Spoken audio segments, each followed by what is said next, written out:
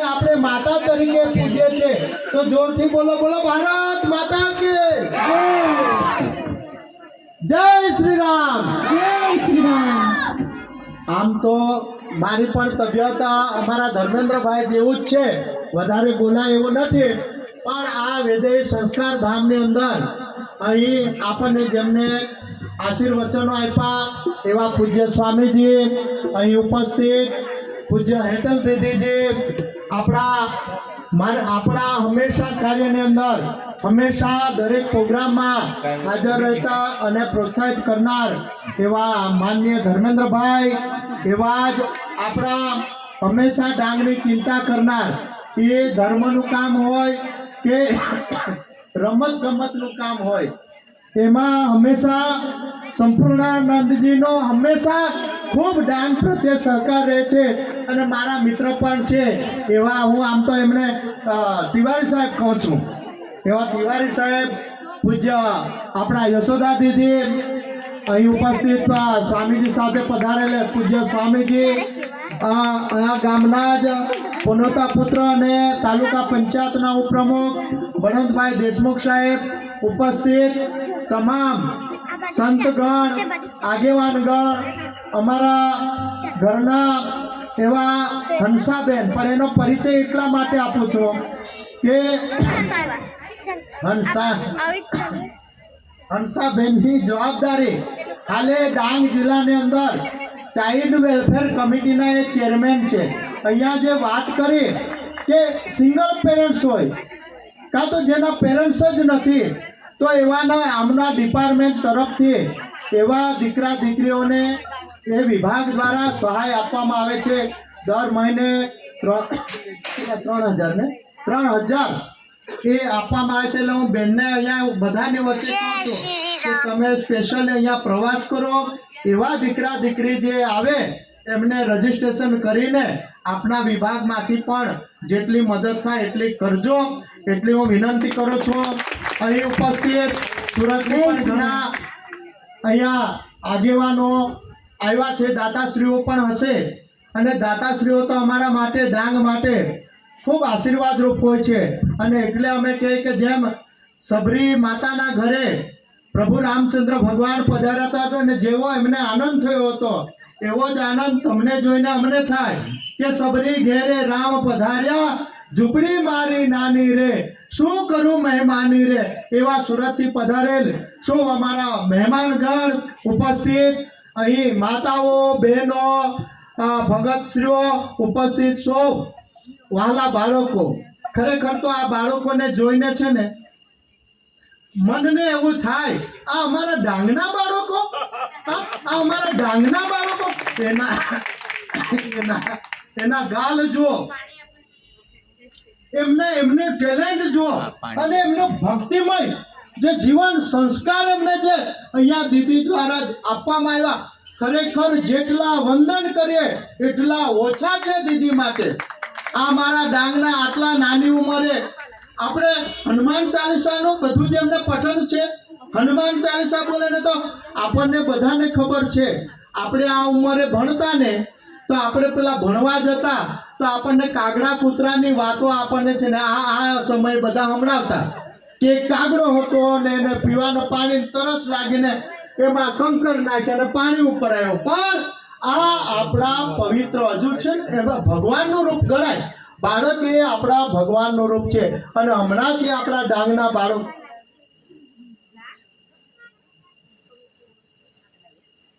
આપણા બાળકોની અંદર આ જે સંસ્કારનું સિંચન થઈ રહ્યું છે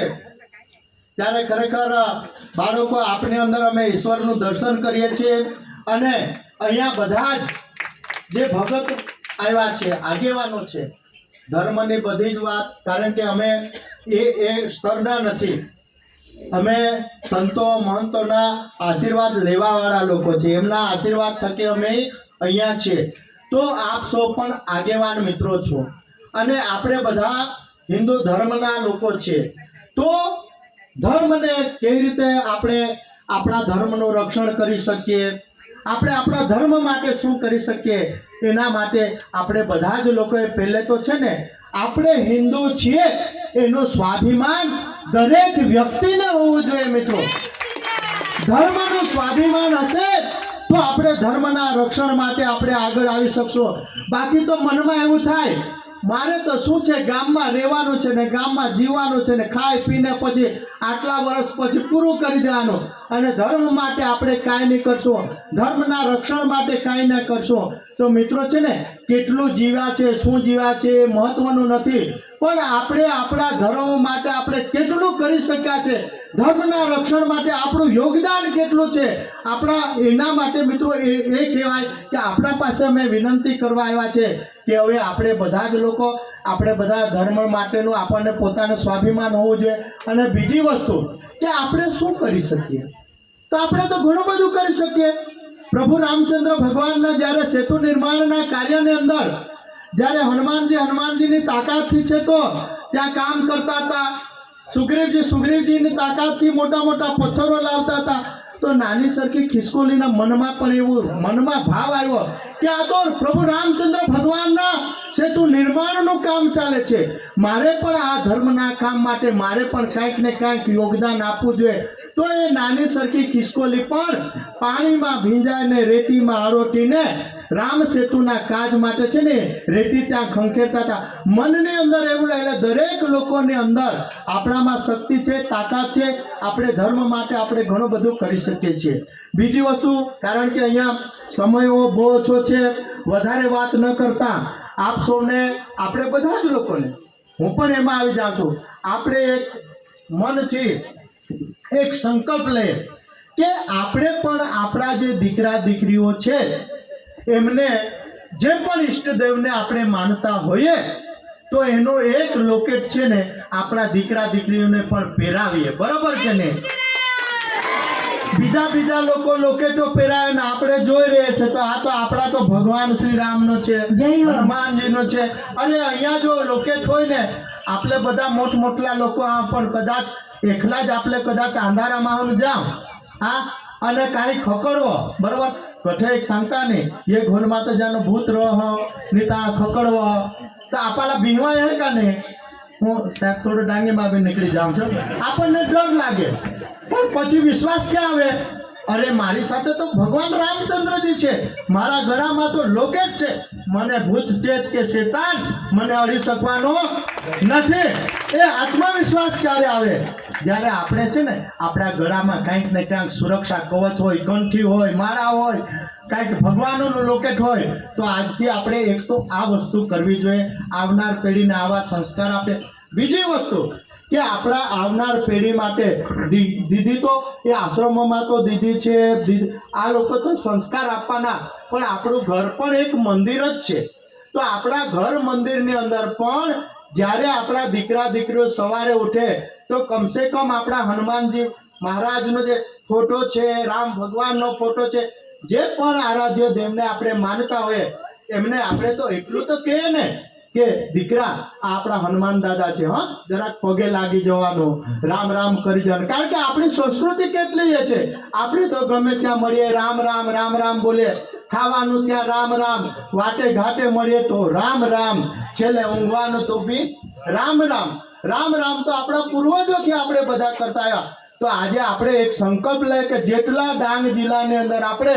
હિન્દુ ધર્મમાં માનનારા બધા જ લોકો છે, જે પણ ઈષ્ટદેવને આપણે માનતા હોય, આ કઈ હું કહેતો મારી આ પોતાનું ઓપિનિયન છે, પછી કોઈ એવો નહીં કે આ તો વિજયભાઈ એવા અને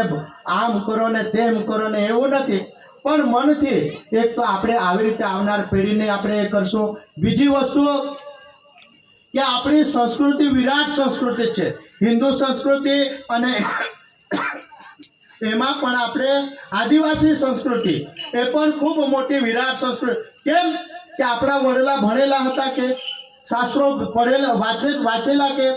કોઈ આપણા જે પૂર્વજો હતા ને એ કોઈએ પુસ્તકો વાંચ્યા નહોતા, તો પણ આપણા પૂર્વજો દેવ દ્વારકાની ગોઠ કરત કા નહીં, મુંજે દેવની ગોઠ કરત કા નહીં, સાત આખડાની દેવ કરત કા નહીં, આપણા સ્વર્ગ કથા, ઇન્દ્રદેવ કથા, મહાદેવ કથા, રામ ભગવાન કથા, હનુમાનજી કથા, અંજલિ માતાની જે ગોઠા એ આપણા ઠાઈ વાદળમાં એ કા નહીં? તે કથા ભણુલા ગયેલા કા?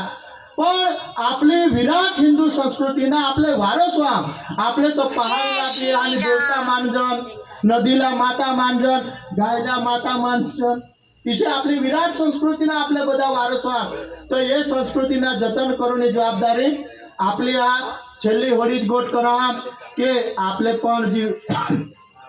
આવનાર પેઢી આવનાર પેઢી તેને માટે સમય કાઢી જશે आता होय काय समय જ નહીં પોસાલા મંદિરમાં કદાચ આને આપણે પગે લાગून गोट कर तर आईस तो भानच बनवत ती असं सांग मला तो समय नाही અને આપણે બી તઠા ઈ કરો आम्हाला तो भाई ખેતરમાં જાવલા हा તો मला बी समय नाही जो संस्कार देवना जो समय हा ये बाल्य अवस्था हा એમાંથી જ આપણે સંસ્કાર દેવના તો ધીરે ધીરે તેને માહિતી બાકી હાને મોઠલાવાળી જાતિ અને પછી હાને આપણે सांगू का जरा पगे लागेल तर जाती का કોલેજમાં ની જાત નહીં તેને કરતા પૂરો જોડ સંસ્કાર દે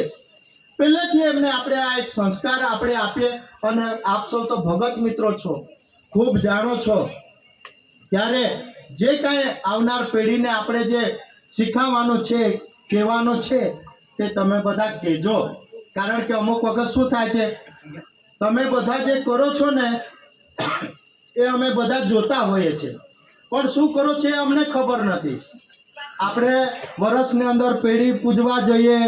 દેવ પૂજવા જઈએ તમે આપણે બધા પૂંજડે પાડીએ શું પણ તમે મનમાં બોલીને પૂંજડી પાડી દો અમારા જે ધારો કુટુંબમાં બેઠા છે તો આમે હેરી લીધો ભાઈ આમના